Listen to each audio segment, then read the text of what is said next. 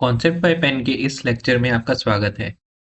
इस वीडियो में हम बात करेंगे स्केलर और वेक्टर क्वांटिटीज के बारे में, जो कि क्लास 11th का फर्स्ट टॉपिक है। स्केलर क्वांटिटीज ऐसी क्वांटिटीज होती हैं जिनको रिप्रेजेंट करने के लिए हमें सिर्फ एक नंबर की ज़रूरत होती है, जैसे कि 5 किलोग्राम मास। इसमें डायरेक्शन का कोई कॉन्सेप्ट नहीं होता है, जैसे कि टेम्परेचर 30 डिग्री सेल्सियस। यहाँ पर आप ये नहीं कह सकते कि 30 degree Celsius temperature in that direction. ये सही तरीका नहीं है टेम्परेचर को असेस करने का। अब जैसे पॉइंट ए और पॉइंट बी को कंसीडर करें, उनके बीच का जो डिस्टेंस है 100 मीटर, इसमें डायरेक्शन का कोई सेंस नहीं है।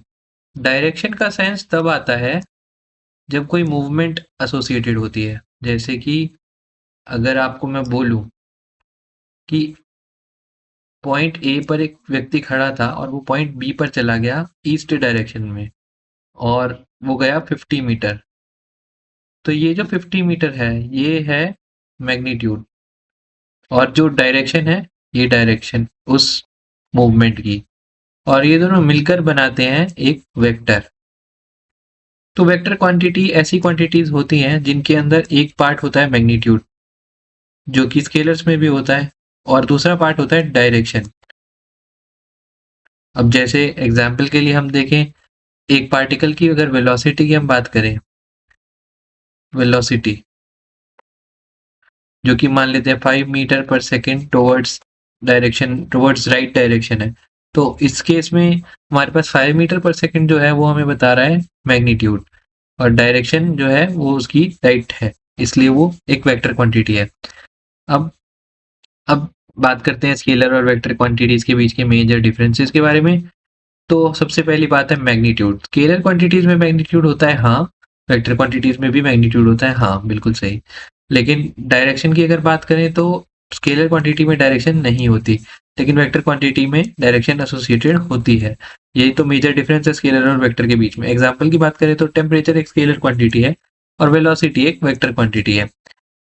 अब ये एक इम्पॉर्टेंट पार्ट है कैलकुलेशन, यानी कि स्केलर या वेक्टर के ऊपर कौन सी टाइप ऑफ एल्जेब्रा अप्लाई करती है। जैसे मैं बोलूं, अगर मेरे पास 5 किलोग्राम मेटल है और मैं उसमें 5 किलोग्राम वुड रख लेता हूं, तो टोटल मेरे पास वजन कितना हो गया, 10 किलोग्राम का मास हो गया, राइट। बट लेकिन अगर मैं वेक्टर की बात करूं, तो अगर मैं बोलूं कि Ramesh 5 metre towards the east बढ़ा और उसके बाद फिर 5 मीटर टुवर्ड्स द नॉर्थ बढ़ा, तो जो नेट रिजल्ट है वो कुछ ऐसा होगा, 5√2 मीटर्स टुवर्ड्स नॉर्थ ईस्ट, जो कि नॉर्मल एडिशन नहीं है। 5 + 5 = 10 नहीं है। तो वेक्टर क्वांटिटीज का जो एडिशन है उसमें डायरेक्शन का एक ध्यान रखा जाता है। आप देखेंगे कि जो नेट डायरेक्शन है वो फर्स्ट दोनों कंबाइनिंग डायरेक्शन का एक रिजल्टेंट डायरेक्शन है, और जो नेट मैग्नीट्यूड है वो भी उसी तरीके से एक रिजल्टेंट मैग्नीट्यूड है। इसलिए इन दोनों के बीच में जो अलजेब्रा का एप्लीकेशन है वो भी अलग होता है। तो इस वीडियो में इतना ही, और ऐसे वीडियोस देखने के लिए मेरे चैनल कॉन्सेप्ट बाय पेन को सब्सक्राइब कीजिए। Thank you.